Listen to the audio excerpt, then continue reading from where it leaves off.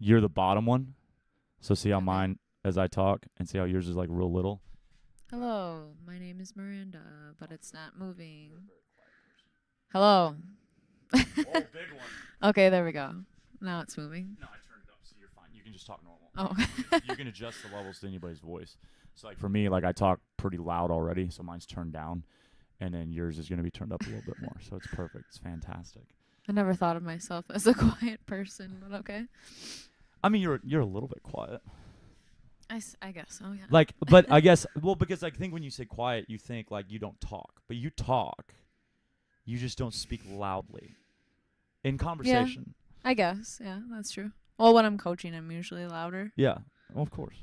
Yes, very good. Very good at that. Yeah, we called it C&T because we thought we were gonna do coffee and tacos every Friday at 7:30 a.m. And then we realized like going out and grabbing tacos was difficult to do if you're coaching, and so it was hard. And we ended up not recording till 7:45. And Joelle and I talked too much. Yeah. And let's be real, I talk too much, which is fine. And so like we'd go way past the 8:30. And so we just quit calling it coffee and tacos and went to C&T. We're not very creative. Yeah, I mean, it's hard to come up with a name, I would think. I mean, the podcast name is Black Wolf Untitled, like, because I was just like, we're not going to title it. So that's it. So it's Black Wolf Untitled. I don't feel like coffee and tacos go that well together anyways. But I'm not a taco person, so. Well, that's your first mistake. Yeah, I've been told that before. Breakfast tacos are amazing. Amazing.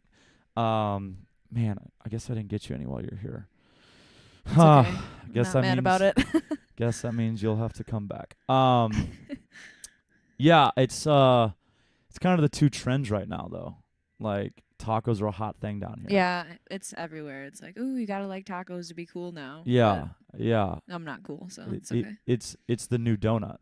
Yes, It's exactly. the new donut. And then coffee's always been cool. Oh yeah. So I'm at least cool in that way. there you go.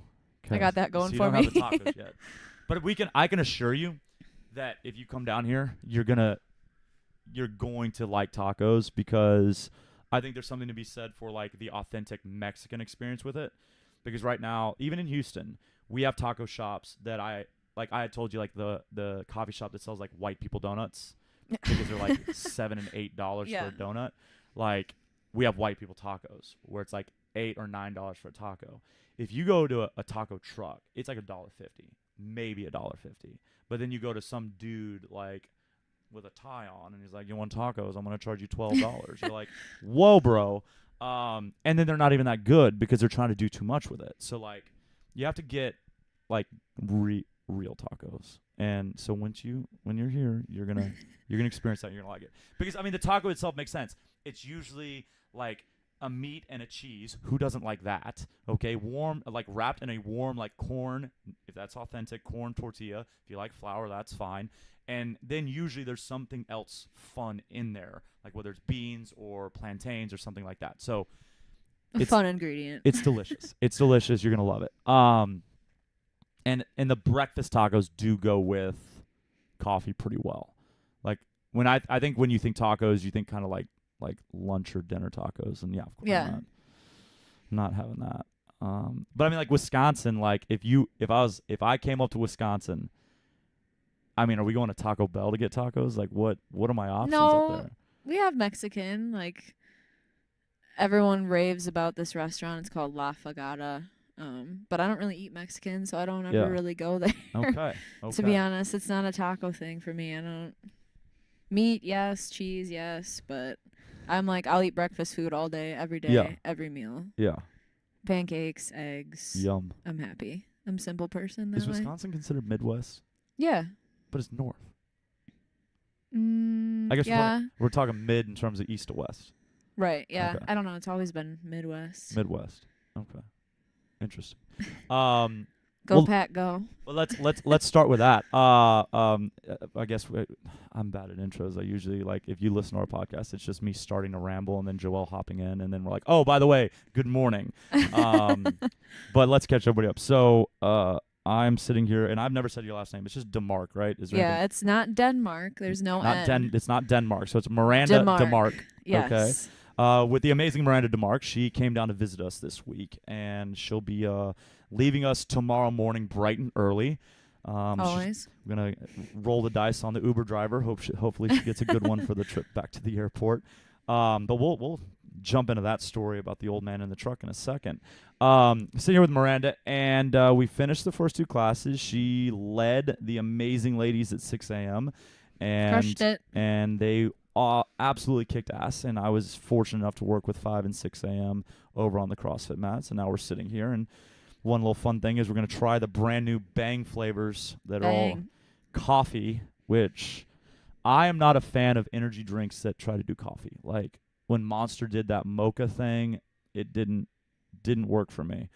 So I'm not optimistic about what this experience is going to be. Well, you have to have an open mind. Okay, fine. I am very optimistic that this is going to go not badly. But we're just going to sit down and chat for a very short period of time here, kind of catch up on who she is, a few fun things about her, and maybe a few fun things about me as well, and then have a little discussion at the end that might get a little bit more, or go into a little bit more of the deep side. But let's start light for now. So, Miranda, where were you born? I was born in Racine, Wisconsin, the lovely Racine, Wisconsin. So basically southeastern Wisconsin, like south of Milwaukee, but kind of closer to the Illinois border. Born and raised, moved towards Kenosha within the last year or so, but just kind of getting sick of the winter blues up there. It's cold. It's dark by like 3:30, which is not very fun. I enjoy the sunshine and the warmth on my skin, which honestly I'm a little bit cold here right now, so I don't know how that's working out, but it is what it is. Yeah. It was a bit of a chilly morning. But I mean, it looks like the sunrise is beautiful. So I think we're gonna have a blue sky day, and so you're gonna really enjoy the weather today. Yeah, I know nothing about Wisconsin. Like, I know Dairy State. I asked Maddie 2 days ago, our little Maddie Garcia, who is actually in Wisconsin today. Yeah, we did a switcheroo. Yeah, a little switcheroo. We traded, but she's not coming back until 10 days from now. Do you want to try this? Yes. This one is the Heavenly Hazelnut. And we are not sponsored by Bang, by the way. Not This yet. podcast is not sponsored by Bang. Thank you. Of course. I like your nails, by the way. I've been meaning to tell you that. I'm kind of OCD with my nails. Like, I can't have them chipped. Yeah. Or it freaks me out. So But they're like either that's not at all or... But I like that color. Like, it's not a you. color you see often. Yes, you'll notice I'm a very all or none person. Okay. So same thing with the nails. It's either all, not chipped at all, or none. Okay. I like that. As with other things in my life. Okay. Wisconsin, the geography of...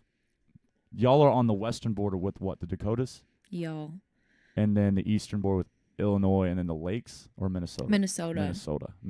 It's Minnesota, Wisconsin, and then the lake. Okay. Which the other side would be Michigan. Okay. Lake Michigan's right there. Gotcha. So that is one nice thing. Yeah, that is nice. In the summer, which is like 2 you weeks were describing living like near the beach, and so like when there is sun, it can be quite nice, right? Yeah, I mean the summers are nice, but how long is the summer there? Like, what do you consider? Usually it's supposed to be 3 months, so like June, July, August, but sometimes it's like feels like 2 weeks. Okay. And this winter's been really odd.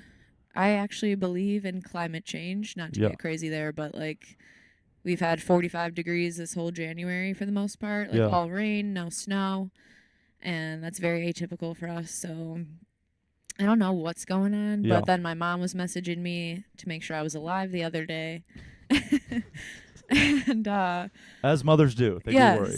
And she said it was -1 with wind chills. So I left, and it was like depressed that I left or something, and it got really cold. Aww. So Wisconsin misses you. when I get back, it'll get warm again. There you go. Bring the heat. Good. This is delicious, by the way. Is it? Okay. Yes, I like it a lot.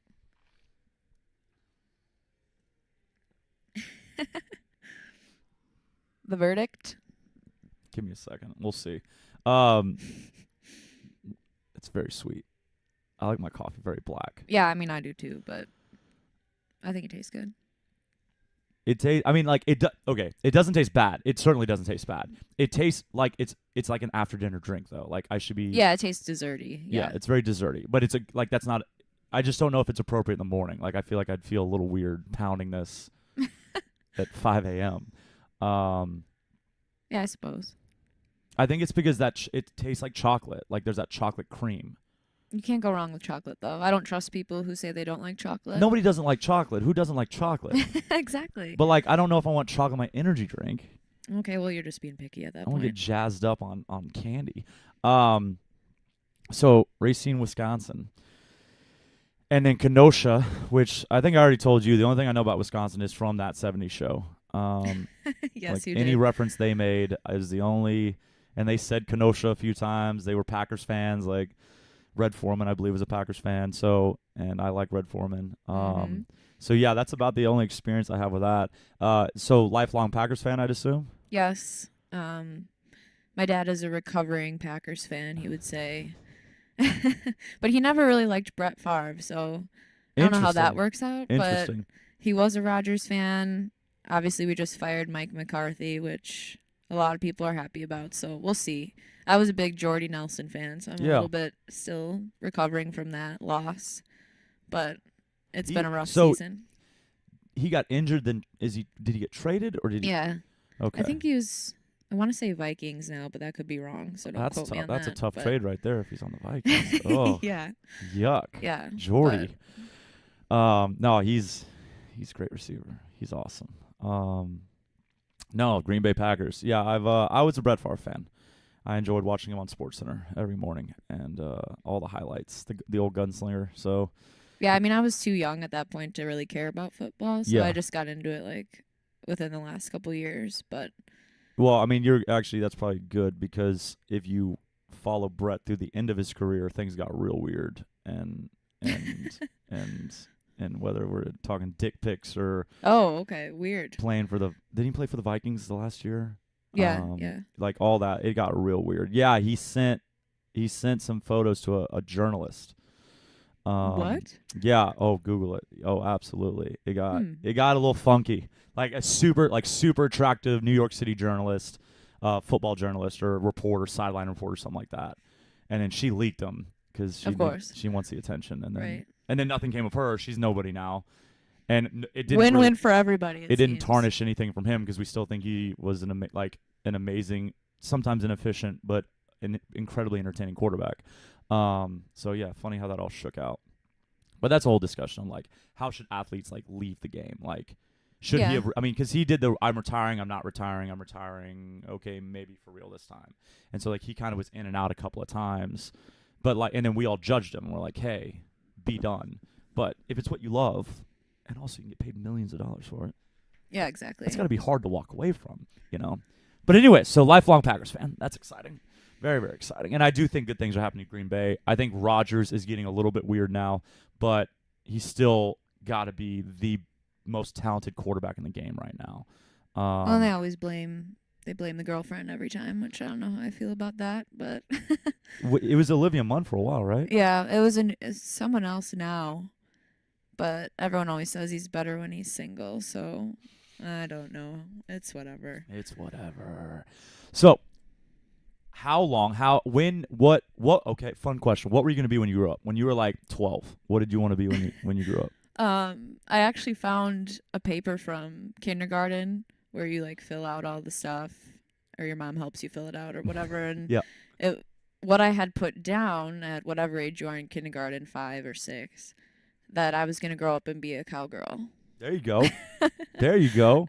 And that's probably good to say on this Houston podcast. Yeah, down here in Texas. Obviously Rodeo's coming up. That didn't work out. My whole family, like, they're all in education, so teachers. My dad is like a superintendent, retired, went back, kind of just like the guru of schools pretty much. But I guess coaching is kind of a form of teaching. Absolutely. Like, so there's a correlation there, but I was never like, oh, I'm going to grow up and be a coach of CrossFit. Right. That wasn't even a thing, obviously. So I don't know. I always was interested in the human body So like I loved anatomy and physiology classes, things Yeah. like that, fascinated by it. And so I kind of just rolled with that and then found CrossFit in high school. Fell in love with it, like drank the Kool-Aid first workout. Yeah. Like hell yes, I'm into this. But then went to college, University of Wisconsin Parkside. Go Rangers. Go Rangers.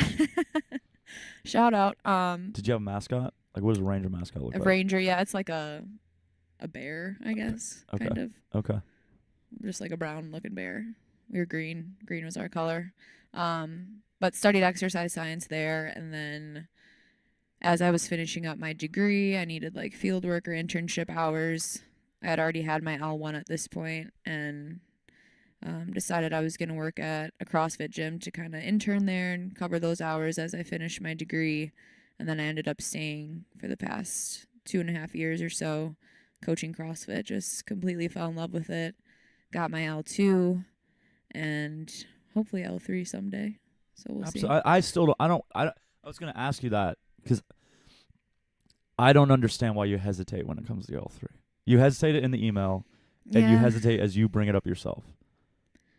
I don't know. Like, again, there's just so much that comes with like, okay, you know, the plan of life. Like, you're gonna go to high school, and then you have to go to college and like get this piece of paper, and you know, again, even with that, the degree doesn't always say much, and I think a lot of people get so wrapped up in the tests, the this, the that, the certifications, when it's like, for me, I think the thing that's helped me the most is just the experience of doing it and going through it.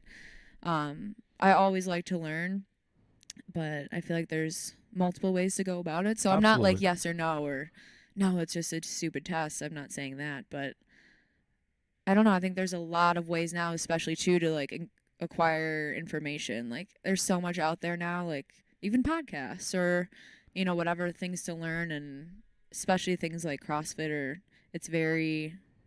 there's so many different ways to go about it.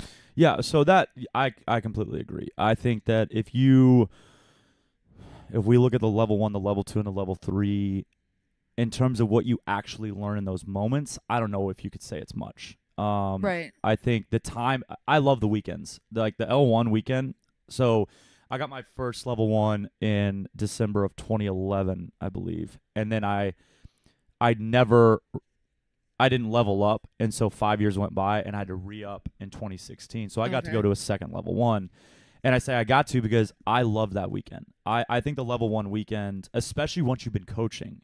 Like, did you go before you were a coach? Like, before you had really interacted in classes? Yeah. So did I. I had coached a little bit. I was managing a gym. I was covering classes because if you don't know, if a level 1's on site, a non-level 1 can run a class. And CrossFit says it's good to go.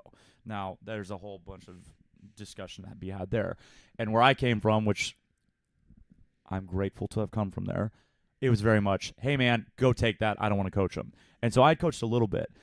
But when I went the second time after coaching for 5 years, I gained so much more from it.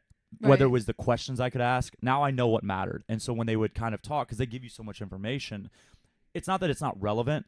There's information that should be emphasized, and information that you can kind of let fall by the wayside unless it resonates with you. But when you're new, you're like, give me everything. Like, you're trying to absorb everything that Sri Chan tells you and Dave Lip. You're like, oh my God. And you're in love with who's coaching you. Oh my God, yeah. You're like, oh, I have a huge crush. I want to be that person. I had Eric O'Connor, who's from CrossFit Park City, is Chris Spieler's partner, and I fell in love with him. Like, he taught me how to deadlift, like, just with the PVC pipe, and just the way we interacted, the way he like talked shit, like, but they're all so incredibly smart. And that was what was so fascinating. I agree. I loved it. I mean, even now I was kind of going back and like restudying some stuff from college, and I almost wish I could start college now where I'm like not an asshole. Absolutely. I can just like absorb it all and take it all in. Do you understand what I could do with an education now? Like, do you understand what I would learn? That's like, what I'm saying. I would learn everything. Well, so what made you decide to coach CrossFit and then become an owner? Like, what kind of is your background on that? So I in 2010, I got arrested for my second DWI. Okay. I blew a .24, which was coincidentally the same thing I blew 5 years earlier. That's 3 times the legal limit. So it's 0.08 is normal drunk. I was 3 times over. I wrapped my truck around a tree, and this was after graduating from officer candidate school for the United States Marine Corps, and I was waiting on my commissioning date to actually become a Marine. And this was 2 weeks before that date, and it basically erased everything from my life. I didn't have anything. I didn't have a career. My education was now pretty much pointless because I had spent a year not using that degree. I had not done any internships. So now I'm waking up working retail at a sporting goods store, and I'm using CrossFit to get in shape for the Marines. But now that I don't have that option, I moved to Houston because there's something parents don't like about you living away from home when you're driving your truck into a tree. So they tend to say, hey, get your ass over here. So I moved to Houston, was continuing to work retail. I transferred stores, and I started working out at a gym.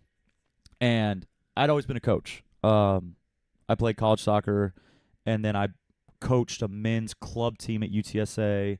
I coached a women's high school team when I was in community college before all that. And, you know, as an athlete, like the learning process, I enjoyed learning, and I enjoyed understanding why we do what we do. Like, instead of just like, this is how you pass the ball. Like, well, why is it the instep? Like, why do I strike the ball that way? And then when I went through the DWIs and kind of had a crisis of faith and identity and realized I was 25 years old and I was aimless, which scared the hell out of me. I questioned everything, questioned my worth, and it was really, really low, but it takes rock bottom to get you out of that. Yeah. And from that moment, I felt I was so fortunate to have that. Now, I say fortunate. I was forced to pay more money than I had to the state, which is the punishment. Like, money is how they get you. I had to take all these alcohol education classes where I'm sitting in class with people that are stuck in the system. They're going to go get arrested again. They're not learning. They're not going to take this seriously. They're going to stop showing up. And so I'm surrounded by people that I'm not super proud to be around. But as I'm getting past my ego, like when I first started going to AA, your first observation when you walk in is like, I'm nothing like these people. I'm so much better than these people. These people are either old or they're totally messed up or they don't have a grasp of anything. And if you can swallow your pride for a second, you're like, wow, we're all the same. Like, we're all the same. Yeah. And I've been able to, instead of saying I'm better than that, I started to go, if I didn't have my parents, if I didn't have my background, I would be them.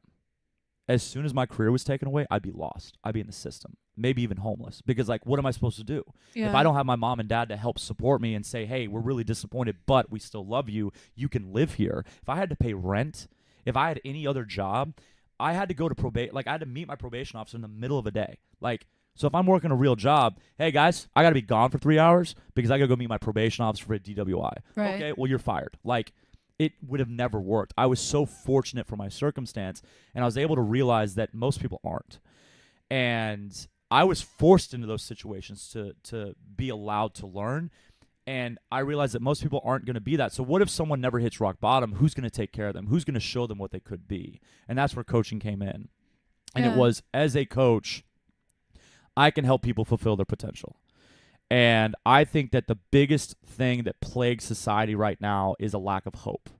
You settle into a life that is not what you know you're worth, but you have no idea how to get out of life what you are worth getting. And that is so discouraging, and that's why there's so much anger, so much strife, so much conflict.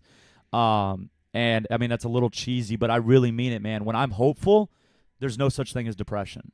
As soon as I lose hope, whether it's hope of the business growing or hope of being in a meaningful relationship, hope of whatever, then I'm suddenly down, and depression's all too real. And so now I can empathize with somebody that's coming from a different set of circumstances, but it still comes down to hope. It still comes down to potential. I think we know when we're not fulfilling potential, and I think even those that don't seem driven still are hurt by the fact that they're not fulfilling the potential. But we're not meant to do it on our own, you know? Yeah.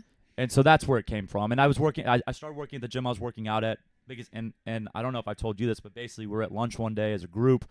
It was the owner, myself, 2 of the coaches, and then another client. And the owner, who turned out to be a little bit dramatic, I didn't realize at the time, was complaining about how much she had to do. And I just looked at her, I go, you need someone to help you out. I was like, this is a real thing. She didn't realize. CrossFit kids in 2011, CrossFit was different. Like CrossFit was way different. We didn't understand what we were getting into, and we didn't know how to coach either. But what I'm speaking to right now is you didn't know the potential. There weren't 300-person gyms yet. There weren't giant like companies running these businesses. This was mom and pop, Garage storage gym. unit, garage gym, CrossFit. And so when I started working out, she had about 100 members. Okay. And that was a lot for this area. CrossFit in Houston, I think the first 2 gyms opened in Houston in 2009, and then the main wave started in 2010, and then until about last year. Last year was the first year we started closing gyms. It grew and grew and grew. And so she was at the forefront of it, and she was 100 members, didn't have systems in place. I told you I was punching in credit card numbers. I didn't tell you that. I was told somebody else that. I was like, of the 100 members, my first job there was like punching in credit card numbers on the first. I would sit down at a POS system and literally punch in, what's a credit, 16 digits? 16 digits, Yeah. expiration date, CVC code, and then it would either go through or wouldn't go through. And then go to the next one. And then I did that 100 times, and then 120, and then 100. When we had 330, I did it 330 times. Like, Fun. she didn't have systems. And so I said, you need someone to help you out. And I was working at an academy, sports and outdoors at the time, getting paid $8 an hour. I had just gotten a raise from 6 to 8. Was killing it. I was a supervisor Solid. now. Killing it. And she texted me and goes, how much would I have to pay to be here? And I'll say this, kids. If anybody asks you how much you should get paid, tell them more. Because they're not going to say yes to that number. They're going to lower it. And I told her the literal number, and she lowballed me. So I worked for basically nothing. But it was a great experience. And from there, I never wanted to own. But the 2 partners at the time that approached me, they positioned me to be the sweat equity, and I love working. And so I got to build a gym, and that was how I got to become an owner over at District H. Was like it was going to be on my back, and I liked that. And then I opened Black Wolf. Again, maybe not the best reason, but because I thought they were failing to take care of people. Like, I'm an idealist. Like, as soon as I perceive that someone is not taking care of someone, it hurts. Like, it hurts me. Yeah. And I opened Black Wolf because I felt like I could show a better way to care for the athletes. And that's kind of what brought us here. I don't like to work out. Like, I like to work out. I actually love to work out. But, like, I never had aspirations to go to regionals. Okay. I could beat everybody in the gym at various times in my life. I could. But, like, the idea, it wasn't in me. It wasn't something this sounds weird because most people would like pretend like, oh, I could have been a contender. Maybe I could have been. But I'll tell you right now, I had other focuses than spending the 2 to 3 hours a day training and then the 2 to 3 hours a day recovering properly, focusing on nutrition, the things that would have been required for me to make that jump. And I wasn't going to put that in. I was there to help people.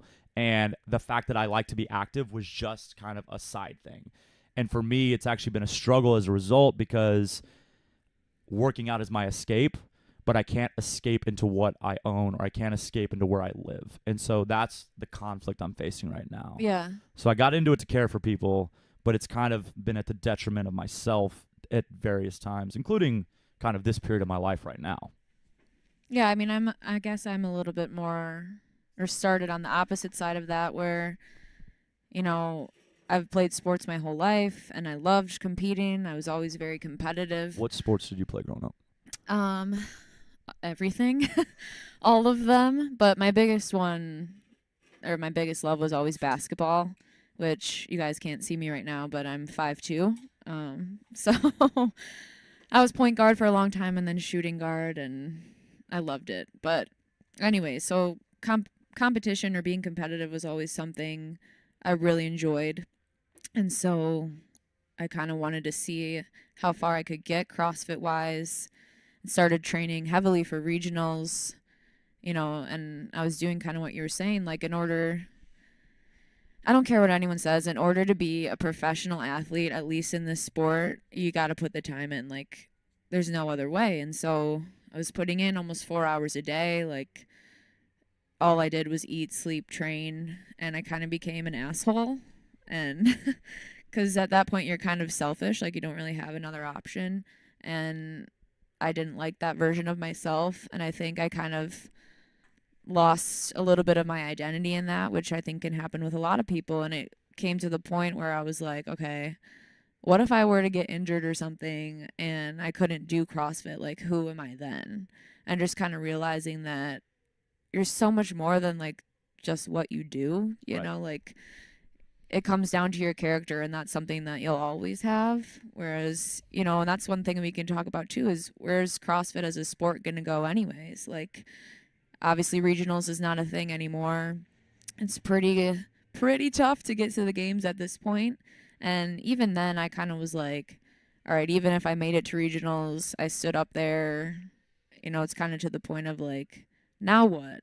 And just trying to start like enjoying the journey and the process and like the moment that I'm in each and every day instead of getting so caught up in like the future or things like that. And you know, CrossFit, its original intent was, like Glassman said, you know, general population health and wellness, like move your body.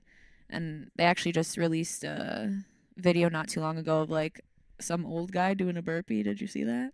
Yes, I did. loved that because it's like that's what the burpee is, so that you don't have that stupid life alert thing around your neck. Like, My clients get sick of it, but anytime we air squat, I got to tell the story about, hey, the reason that we're squatting today is because as soon as you can't stand up off the shitter, your kid's putting you in a home. yeah, exactly. And But as soon as you it's fall, true. and then on the burpee, and it's more personal there. And if I ever get an eye roll on a burpee, like, and I was actually just talking to someone that finished their free week, and she was saying how we run a little bit more than other gyms, and she said, and nobody complains. And I was like, well, yeah, our athletes are amazing. They might not love running, but they know they need to do it. But on the burpees, occasionally we'll get an eye roll or two, and I'll be like, all right, let me tell you a story.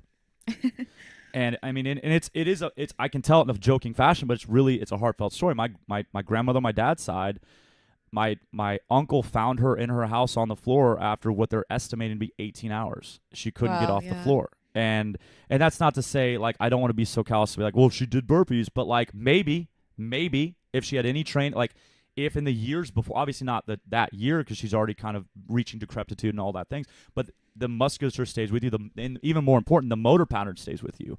And so it is very real. Like as soon as you're not able to stand up from the floor, you have to go into assisted living. Yeah. And that generally is the sign that you're on the downhill. And as Kelly Starrett talks about, we're meant to live to 110 pain-free. And that's why we have this business, is so all of our athletes can live to 110 years old and thrive. As soon as I need to be like carted around, shoot me in the head. Like, let's just be done. And I want us to thrive. So that video, I love that video. And I'm curious to see too, like you were saying, CrossFit hasn't been around that long. Like, are people who are doing CrossFit now, like, are we gonna live longer? Are we gonna, you know, or these people who, you know, maybe are the serious athletes, are they just completely overtraining and beating up their bodies, and they're gonna get to the old age and actually not be able to do much? You know, like I'm curious to see, one, where it goes as a sport, and two, like, are these CrossFitters gonna live to like 120 because of this, or the opposite? You know? Yeah, we don't have it hasn't been around long enough. Like theoretically, someone could have started in 2001 with Glassman in California. Yeah. So it's been 17 years, and they could have started when they were 40, so they could be 57. Maybe you start with a 50-year-old, so 67. Yeah. Maybe you start with a 60-year-old, so 77. But like my point is, like, but then if you start at 60, we don't know about the 60 years before what were they doing to their bodies, so that's not really a fair assessment. What you really want to see is somebody that picked it up in their 20s or 30s and then maintained it for a long period of time. How far do they make it in life? And so the closest we're going to get is 47 years old right now. And so we have another 50 years before we figure out if we can make it to 100 based on doing this. I think it's very interesting on the top end, performance-wise. I think that it depends on who we're categorizing as those athletes, because the male version of you, the regional hopeful, they often are training more irresponsibly than the actual regional athlete. And I specifically mean men, because men are dumb. We're very dumb. We're very dumb. Mm-hmm. I mean, if there's going to be an athlete, if you have a female athlete and a male athlete that are going to train the 3 hours a day, which one is more likely to not take the recovery seriously? It's going to be the male athlete. Yeah. Okay. And again, generalization, nobody will be offended by that, but like, it's a fact.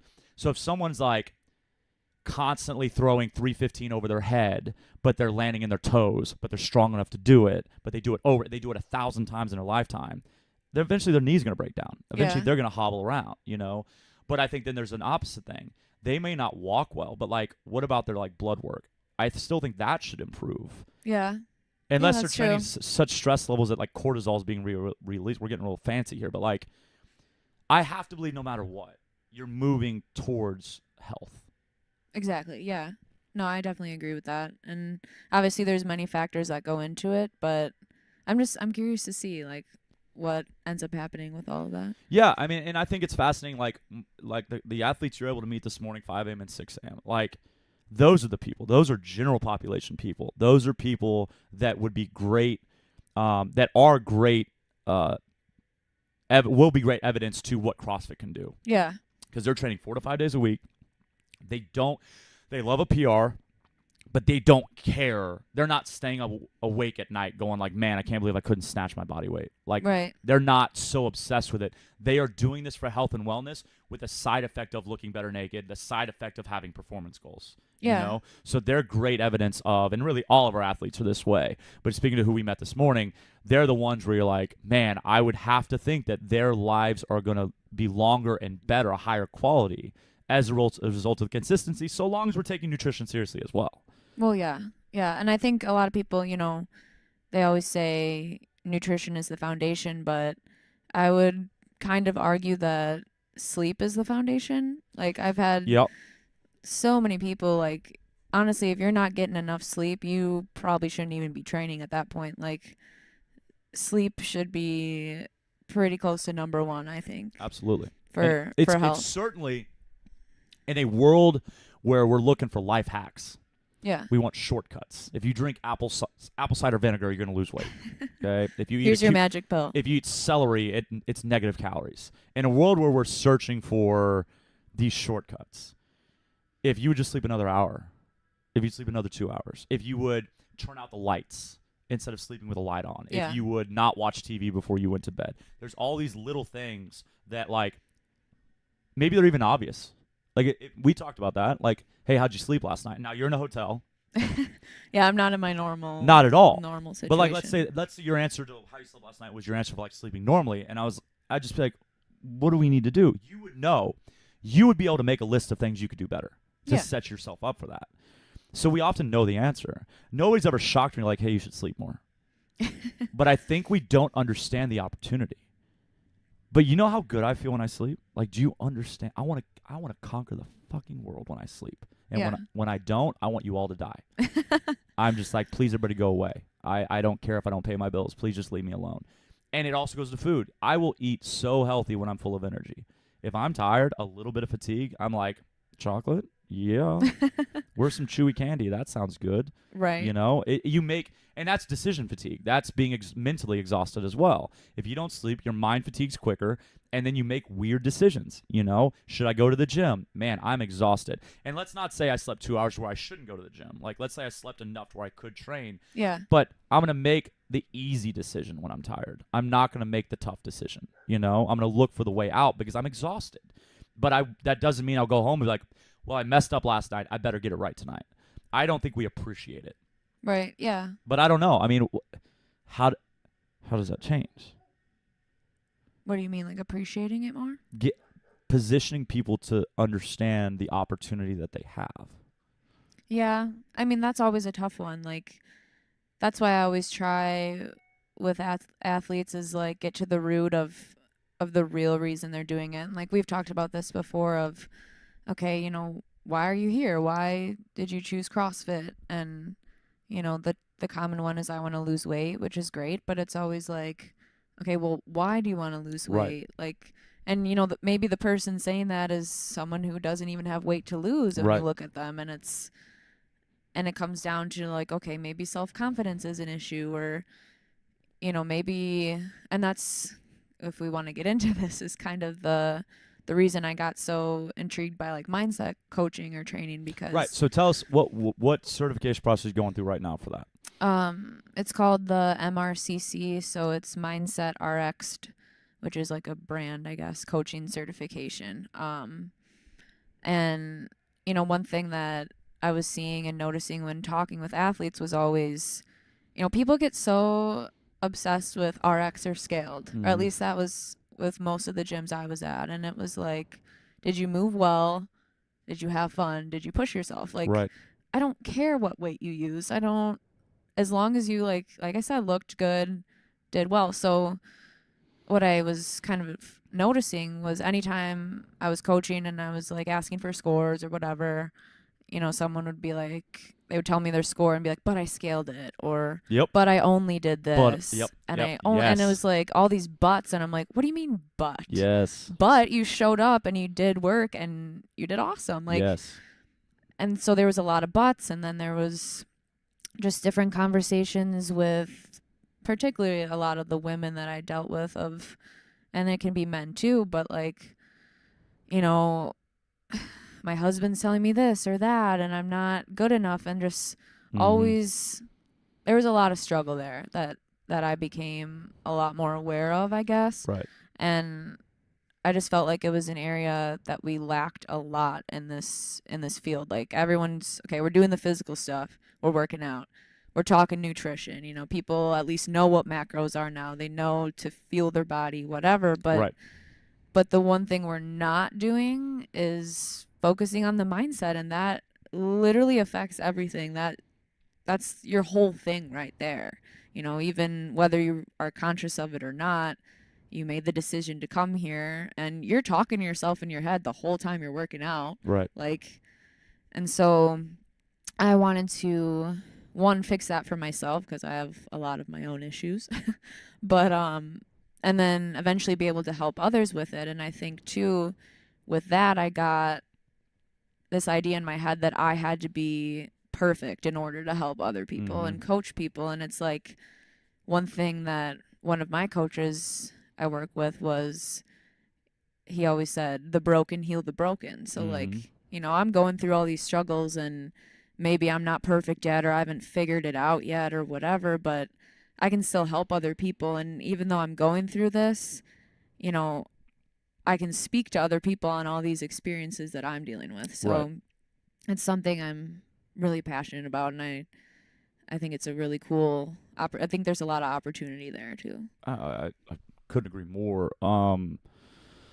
I mean, mentality. We're not veering too far away from mental health. I mean, just as a whole, outside of the gym, and giving voice to the fact that we are broken, and first steps acknowledging you have a problem, kind of thing. And that sounds cheesy, but it's real. And people, the reason that it cuts me to the core when someone does, today, be like, all right, give me your time, 6:38, but I did sit-ups. Like, shut up. Yeah, And outside, exactly. I mean, and that's why you don't hear that often here, because when they used to say that, I would spin her like, shut up. Like, you did awesome. Like, don't you dare talk that way. Because I'm serious about it, because workouts are tough. Like, workouts are tough. And for you to get through a workout is already like a huge gold star, awesome job. You walked in the door. Hell yeah. yeah. Do you know how many people didn't walk in the door? How many people wanted to and didn't have the courage, or just chose not to? There's so many reasons not to come in, and you fought through all of that and you got in here. You've already done it. And then you worked hard. And then you worked hard. So then you plus that experience by actually putting effort in. You didn't mail it in. You didn't lollygag. You didn't complain. You worked hard. And sure, you didn't do toes to bar today. Okay? So you know what? Exactly. And that's why I want to tell you. And I told every class so far, I'll tell 8:30 this, I'll tell 4:30 and 5:30 this. 21:15:9 deadlifts and straight leg sit-ups is still going to smoke your ass. Yes. It is still a damn good workout. And you should be proud that you did it. Because what's the point? And what, more importantly to me, what are you getting from discounting your effort? Exactly. Yeah. What is the benefit of me going, but I scaled? And I think we're always so much nicer to everyone else than we are to ourselves. That's a huge thing for me. I have this bracelet here, and it's if I flip it over, it says something on the back, and one of them is speak kindly to yourself, because it's and one exercise, I'm getting ahead of myself here, but that I love to do is, okay, if I'm looking at a picture of myself, or I'm looking at myself in the mirror and I'm thinking something negative, I always try to say it out loud, or be ask myself, would you say that to somebody else? And you're like, hell no, I wouldn't say that to somebody else. I'm not an asshole. And it's why are you being an asshole to yourself then? Yep. be kind to yourself. You get this one life, this one body, like do your best, and your best is okay. Like maybe you do have toes to bar, but today, hey, they weren't there today. Right. So fucking what? Yep. Like, Yep. does that make you any less of a person? No. Like, are you still a good person? Right. Yes. Who cares? You know, we get so caught up in it, and honestly, you guys have like a really cool community here, and it seems like maybe that's not as big of a thing, Right. but it is something People I've get a seen. little timid in saying RX now. I didn't mean for it to go that far, but like I don't think we've had someone yell RX across the room in a year. Like Yeah. now they're like RX. Be like, no, you can be proud too. Like you can be proud too. Like be proud that you RX, but don't make that the end all be all. Yeah, exactly. You know, like it's awesome that you toes the bar and you 225 and you did it great and it looked great and you got done in under 8 minutes and all this stuff. Be proud of that. The same way someone that deadlifted 85 pounds and did sit-ups should be really proud of that too. You Yeah. know? I like, so something that you just said, that kind of giving voice to it. We did this in the last nutrition challenge. I started talking about how I think like our minds are so noisy and there's so many different voices that we hear. Mm-hmm. And so there's a positive voice, negative voice, and oftentimes we give more credit to that negative or that, bad influence of a voice. And one thing, I like what you said about the like saying it out loud, and then that makes you kind of realize like, well, that's ridiculous. Yeah. And that's really powerful. That's not something I've practiced, and I like that. I'm going to start doing that. What I had been doing was when I started getting a dumb idea in my head, I'll just say out loud, no. Like, no. Like, as just no. That's whether it's like, God, I'm hideous, or man, I'm just a piece of shit. And that thought creeps in my mind a lot. But if I don't say no out loud, or if I don't write about it in the journal, like then it stays in my head. Yeah. Even if I kind of pack it away and push it back, it's still there. But as soon as I say no, it usually is followed by a why. Like, because you're not. Look what we're doing. Look what we're accomplishing. Like, look what your intention is. There's no world where that's true, and it's something you feel better. And now you're able to be a more effective human. But I think that oftentimes we don't think we have the right to say it out loud. We don't. And if you talk to yourself and you think that's weird, like I'm not the person to listen to because I talk to myself all the time. But I think there's so much value in giving voice, whether it's that's why talking to somebody is important, because you're saying it. That's why when someone just listens, you still feel better, even if they don't give you any feedback. If you just get it out there, well, then you could do that with yourself. There is value in either writing it out or like having it out in front of you, because then you really pay attention to what you're saying or what you're thinking. And then that allows you to have a better idea of, is there something I should pay attention to there, or am I being irrational and tearing myself down as I'm conditioned to do? Yeah, and whatever version of that is. I'm a visual person, and I don't care how lame you say it is. Everyone should journal. That's just my opinion. Absolutely. Everybody should be journaling. Like, so I journal every night, every morning. In the morning, it's always kind of just like whatever thoughts are coming to my mind. Right. And then I'll kind of like write down my conversation with myself. Like I'll look back like what I was writing and then talk to myself like, you know what? So half the time it's like, Miranda, take a breath. Like everything's fine. So I tend to be an overthinker, a worrier, whatever. And so then at night I'll journal about my wins for the day. So like, yeah, nice. I like that. Even if it was, I like that a lot. Something small. Sometimes you have to think smaller rather than larger, of like, even if it's like someone said my hair looked nice today, that's a win. Yeah. And it can be training, it can be anything. And so I would encourage everyone to journal just to even get it out there on paper. It's huge. I like that a lot. And we're going to end on that one. So the big takeaway here is going to be everybody should be journaling. And I completely agree. And I think that helps with mentality. I also think like in just a real simple fix, like just like including like what you eat. Like if you just write down, we kind of talked about that, like just write down what you eat for the day, and you're going to get tired of, I ate pizza again. Eventually the pizza goes away because you get sick of, it sounds stupid, but like you really do get sick of writing that down, So I think the journaling aspect of it, but the mentality as a whole, I'm excited to see kind of as society develops, because I think we are starting to see people give more credence to it. And I do think you're going to see more programs devoted to it, whether it's, 5-minute talks during class or entire workshops, on the weekend. Yeah. I think there's great opportunity, because certainly every level of person can benefit from that. And it's the reason there's so many self-help books that are like Unleash the Person Within, because you're literally holding, it's cheesy. And I'm not saying those books are worth reading, but some are, but it's cheesy, but it's true, because you're not meeting your potential, not because of anybody else. you're holding yourself back more often than not. I'm sure Exactly. there are people that are being literally held back, but most of us, if we're not coming from some specific area of life, most of us are the only thing standing in our own way.